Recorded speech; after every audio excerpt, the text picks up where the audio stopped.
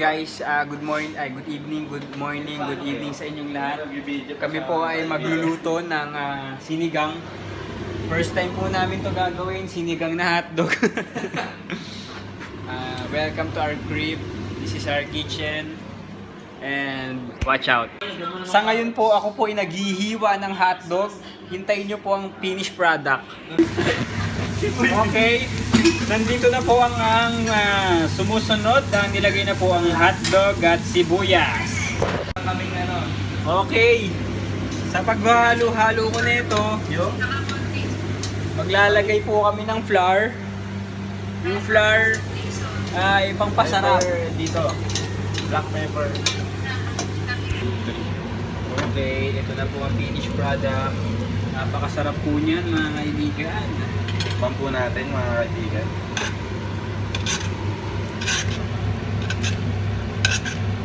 Rich in vegetables po.